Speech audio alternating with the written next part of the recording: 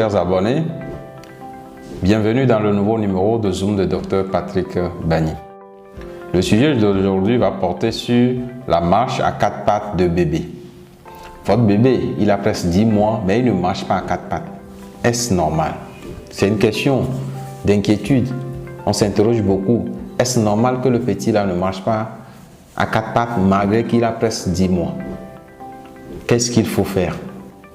Suivons cet élément. Rappelons qu'un enfant, vers 6 mois, il va commencer par s'asseoir. Et la marche à 4 pattes, généralement, va venir vers les 9 mois. Mais il y a des bébés qui ne marchent pas à 4 pattes. Ils tendent vers 10 mois, mais ils ne marchent pas à 4 pattes. La marche à 4 pattes, est-ce une étape indispensable vers la marche autonome? Est-ce qu'un enfant doit vraiment marcher de façon normale à 4 pattes avant de marcher de façon autonome? La marche à 4 pattes est une étape importante, indispensable pour son développement psychomoteur et son autonomie.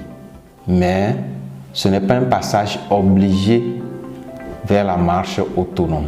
Donc tant que l'enfant il bouge bien, il tourne sur lui-même par terre, il rampe, il s'agrippe aux objets autour de lui, il découvre son monde, il exprime son potentiel. Même s'il ne marche pas encore à 4 pattes, il découvre l'environnement autour de lui. Donc disons que chaque enfant a son parcours personnel, chaque enfant a ses potentiels, chaque enfant a son chemin. Pourquoi certains bébés zappent-ils l'étape de la marche à 4 pattes? Un bébé, il doit avoir de l'espace autour de lui. C'est ce qu'on dit souvent, il faut laisser l'enfant découvrir l'environnement autour de lui. Donc il doit avoir de l'espace pour se construire, de l'espace pour découvrir tous les objets qui l'entourent. Donc un enfant qui est dans un espace confiné, réduit, ne va pas exprimer tout son potentiel. Donc il faut avoir de l'espace autour de cet enfant, le laisser découvrir son environnement, le laisser se construire. Quand un enfant a des aptitudes, des potentiels où il peut bouger de droite à gauche, s'agripper aux objets, découvrir la chambre, découvrir l'environnement autour de lui, il va avoir plus d'aptitudes qu'un autre enfant qui est dans un espace très réduit. Quand l'espace est assez large autour de cet enfant, ça va activer la curiosité de cet enfant à les découvrir, à se déplacer pour voir tous les objets qui l'entourent. Ça le stimule à la découverte de son environnement immédiat. Quand l'espace est petit autour de cet enfant, l'enfant là ne pourra ni développer ni exercer ses membres, ce qui va le préparer normalement à la marche à 4 pattes. Comment motiver un enfant à faire ses 4 pattes? Suivons. Premier point, laissez-le avancer à son rythme. Je rappelle, très important, on n'apprend pas à un enfant à faire les 4 pattes. C'est programmé, c'est génétique. Vous ne lui apprenez rien, donc laissez-le à son rythme. Ne le forcez pas. C'est à lui de découvrir de l'intérieur ses capacités motrices. Au fil des tentatives, son corps se musclera, il va apprendre la coordination et l'équilibre. Donc un enfant qui tourne autour de lui, qui tombe, c'est une bonne chose. Il ne faut pas toujours tout le temps courir pour prendre l'enfant parce qu'il est tombé, parce qu'il pleure. Non, ce sont des tentatives. Ces tentatives peuvent être vouées à l'échec. Il tombe, en fait, il tombe en apprenant. Quand il tombe, il se coordonne. Il va apprendre l'équilibre, il va apprendre la coordination de ses mouvements. Donc, toutes ces tentatives, en fait, ça ne fait que muscler l'enfant, ça ne fait que lui apprendre d'autres aptitudes. Important de le mettre au dos sur son tapis d'éveil au cours de ses premiers mois. Ça va l'aider à bouger et à avoir un phénomène de bascule. Il va rebasculer sur le ventre et commencer à découvrir les objets autour de lui. Deuxième chose, donnez-lui envie de se déplacer à 4 pattes. En plaçant des objets tout autour de lui, il aura envie d'aller prendre ces objets. Il va forcément se déplacer. Il va forcément aller vers ces objets-là. Et souvent, il faut le féliciter aussi. Des petits bravos vont l'encourager à continuer la découverte de son monde. Et le jeu est stimulant pour ces enfants-là, à cette étape-là. Il va aller chercher ses jouets, etc. Ça le stimule.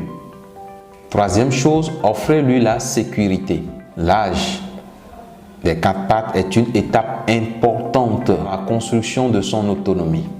Votre petit bébé, votre petit ange va découvrir l'univers qui l'entoure. Il va essayer d'aller un peu partout dans la maison. Donc, ce sont des potentiels dangers quand même qui sont autour de lui. D'où l'importance de sécuriser son environnement. Très important, sécuriser l'environnement de cet enfant-là. Restez focus, restez vigilant. Attention à ne pas laisser des objets dangereux, des objets potentiellement dangereux à portée de main de cet enfant. Pensez à couvrir les prises de courant. Très important. Les dangers de l'électricité. Couvrez les prises de courant, s'il vous plaît. Il faut restreindre l'accès à l'escalier. S'il y a des escaliers dans la maison, restreignez l'accès à ces escaliers. Il ne faut pas que l'enfant aille tomber dans les escaliers. Très important. Je finirai en vous disant que pour l'étape des marches à 4 pattes, chacun avec sa technique. Ça fait qu'on distingue en général des enfants qui marchent à 4 pattes. Il y a certains qui ne marchent pas à 4 pattes classiquement. Et dans ceux qui sont, entre guillemets, les non classiques, nous pouvons parler on parle du petit crabe. C'est un enfant qui ne marche pas tout droit, mais lui, il ne fait que marcher de façon latérale.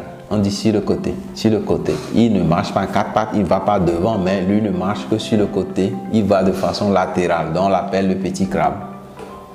Ensuite, nous allons parler du petit nageur. Le petit nageur, lui, il a encore les réflexes de nouveau-né.